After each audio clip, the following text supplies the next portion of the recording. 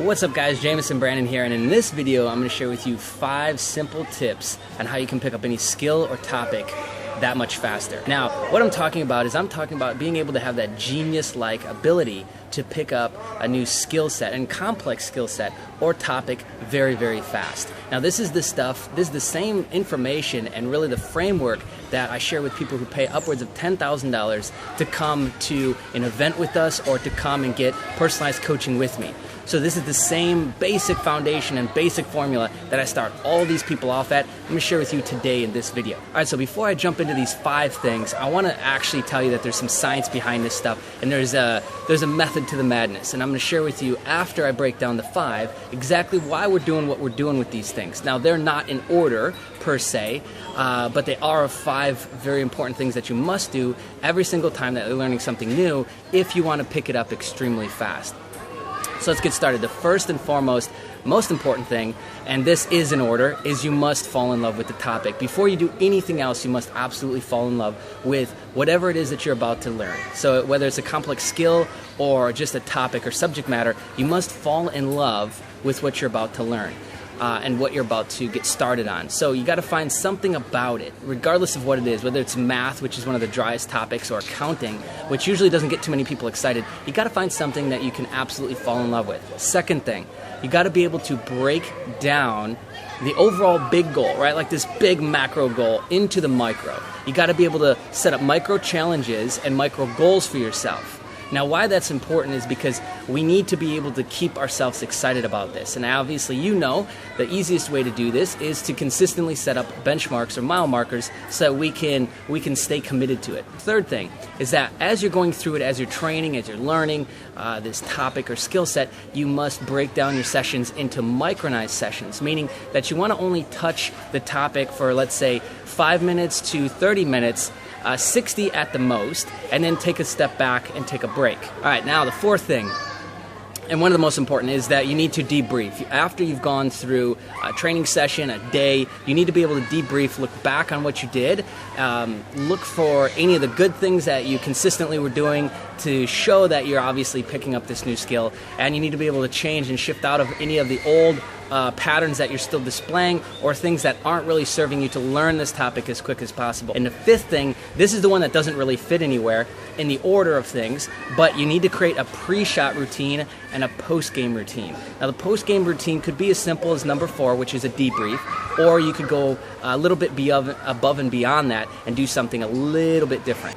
Okay, sweet. Now that I've shared with you the 5 things just at a glance, let's talk about why these things matter and some of the science behind it. So number 1, we talked about being able to get excited, super excited about learning this topic. Now, think back to a time at any point in your life when you needed to learn something or you wanted to learn something and you fell so deeply in love with that topic that you just couldn't stop devouring information. You stayed up day and night to research this, to find out everything you could about this. Now, traditionally this happens when we have like some big epiphany or aha moment and we want to learn something more about like this big kind of mental clarity that we received. Sometimes this has to do with conspiracy theories or some things that's going on in America or in the country, in the world for that matter, and we want to learn more about it. Like the topic of aliens comes to my mind, right? Because anyone who's researched aliens, they went balls deep into it, and they spent months and months and months and months researching forums and blogs and watching YouTube videos, right?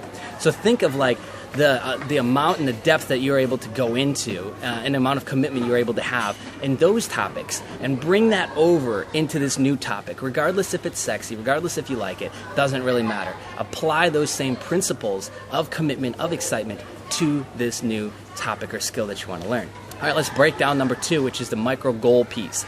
Now, I don't want to make the mistake of thinking that this is obvious, but when we break down a goal into smaller chunks and mile markers, we're that much more capable of getting it done. And the only reason why is because we're able to see that we've just put in all this amount of work and here's been the result. Here's been the finished product of that. If you look at people with New Year's resolutions, well, one of the big things that keeps people going versus quitting is setting these micro commitments. So you look at within the first 30, 60, 90 days, the amount drops significantly. In the first 30 days, 50% of all new people fall off. And within the first 60 days, almost 95% have dropped off completely. So if we take and we look at that, most people don't set up goals. They just want to lose weight, right? So the minute that they stop losing weight, the minute that the scale stops showing that they're getting a result, they quit, which is why the first 30 days is so important. So you need to be able to break down this new topic or this new skill set that you want to learn into a goal, like an overall macro goal, big goal. Like in the next 60 days, I want to become a professional baseball player, right? Now we need to look at, okay, well, what are the steps to get there? And we reverse engineer backwards from the end and set ourselves up with certain mile markers so that we know that we got this little mental tick and check mark on the list of moving forward. Also, too, as you complete these milestones, you'll get the dopamine and the serotonin hits, which, again, just helps build in that deeper level of commitment. All right, now the third thing that we talked about was breaking down each session into a micro session.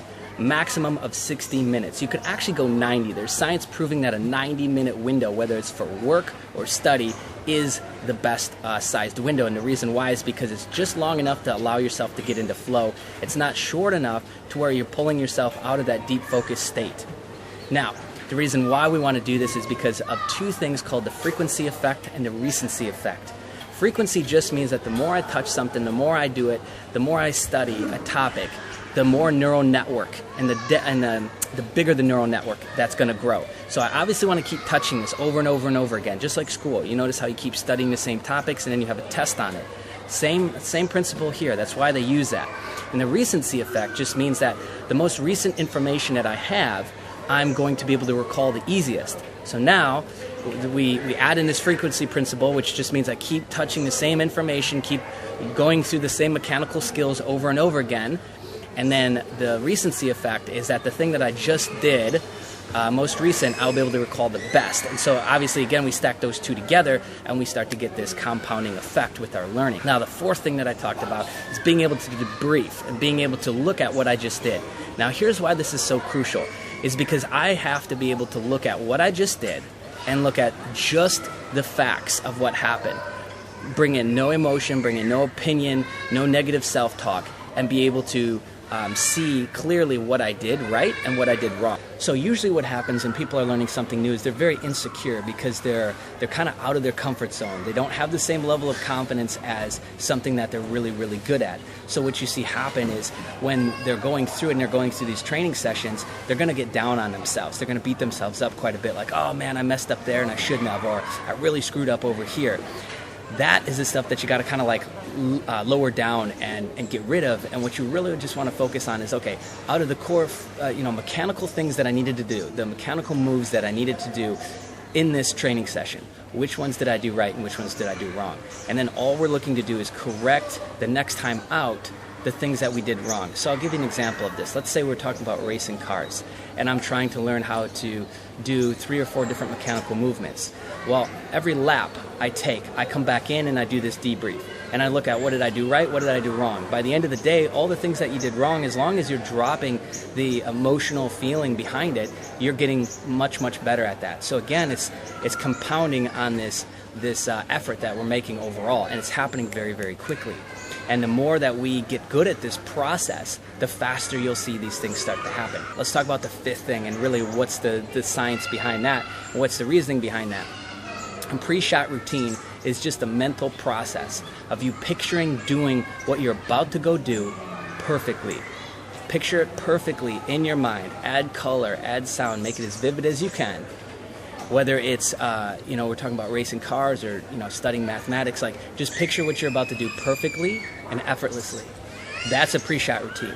Now, the reason why this is so powerful drives all the way back down into the 50s and early 60s when self-image and self-esteem were first being studied by Nathaniel Branden and Dr. Maxwell Maltz. What they figured out collectively is that the image that you hold in your mind about yourself, more importantly about what you're about to do, is very, very important. It's actually key to success. You have people like Michael Jordan, Tiger Woods, they all talk about the fact that before they even take a shot, step on the court, step on the field, they've already practiced that in their mind hundreds if not thousands of times.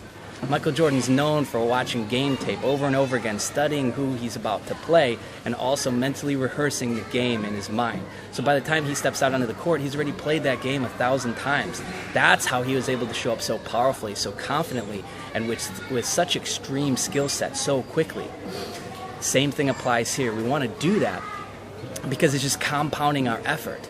So all these pieces stacked together and used consistently will just catapult you and catapult your results so much further, so much faster than if you were to stick with the traditional route of learning what we're all used to with school and the education system. Is that like that's a model of you're going to suck really bad, be shy, be insecure about yourself, and then you'll just suck less over time. And it's through this long, drawn-out process that's so painful and filled with so much suffering that eventually you just get good at it because you've put in the amount of hours or whatever. All that has to do with is skill set and confidence. And confidence actually trumps skill set sometimes because confidence is a facilitator for more skill set. So use those 5 pieces in anything you're learning from here on out. Take this stuff and apply it to your life right now, today. If you've already started playing around with this and experimenting with this, drop a comment below and let me know how this has worked out for you. And absolutely smash that like button and subscribe to the channel if you haven't already. Much love, my friends. See ya.